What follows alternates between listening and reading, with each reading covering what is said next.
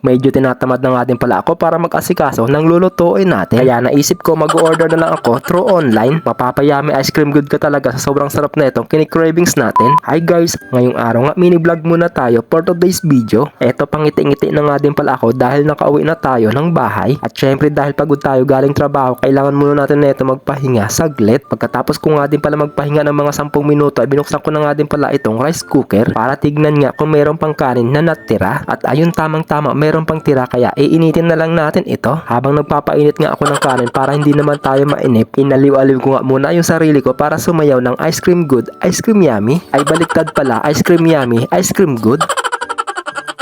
Naisip ko nga din pala, ilang weeks na nga din pala hindi ito nalilinisan itong aircon. Kaya ang ginawa ko, tinanggal ko muna para mapaliguan. Medyo mabanto na din kasi ang buga ng hangin galing sa aircon. Mabilis lang din naman itong linisan at hindi naman umaabot ng 1 oras. Pero kung gusto mo pang higitan yung 1 oras, ay pwede mo pang gawing 2 oras. Joke lang. Tapos tatanggalin ko nga lang din pala itong pinaka-filter niya para mahugasan natin ito ng mabuti. O diba kitang-kita nyo naman sobrang dami ng alikabok. At ganyan kadami ang nakuha nating alikabok sa filter. At parang may tumatawag nga, baka ito na yung in-order natin sa online. Kaya agad-agad ko na nga din palang binuksan itong pintuan. At ayun, dumating na nga din pala itong delivery man natin. Kaya kinuha ko na agad ito at saka binayaran. Pagkakuha ko nga din ay nagpasalamat nga lang din pala tayo. Dali-dali na nga din pala akong pumasok sa loob at isinarado ko agad yung pintuan. At para sa ganun mai-unbox na natin itong in-order natin. At eto nga pala yung in-order ko, fried chicken at saka french fries. Kung sa Pinas nga isikat na sikat yung Jollibee, dito naman sa bansang Saudi Arabia, eto yung panlaban nila, yung Albaik. Grabe, kapag natikman mo itong Albaik ay talagang babalik-balikan mo. Grabe, sa sobrang sarap na ito ay parang makakalimutan mo na yung buong pangalan mo.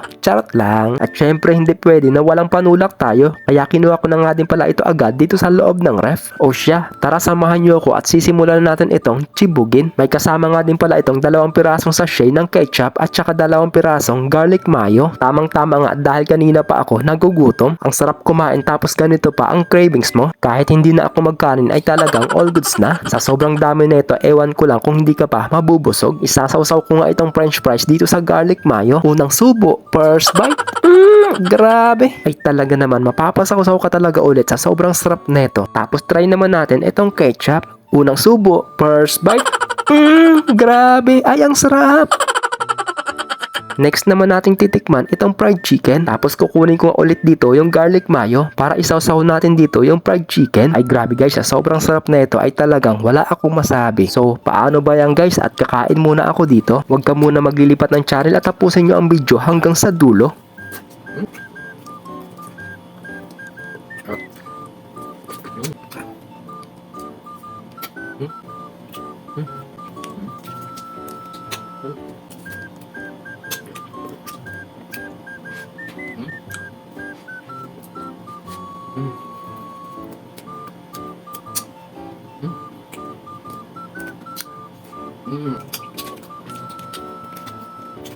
Siapa guys?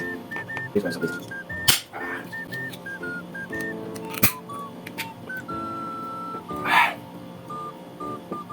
So ayun guys, thank you for watching. God bless po sa inyong lahat at mag-iingat palagi. Bye bye!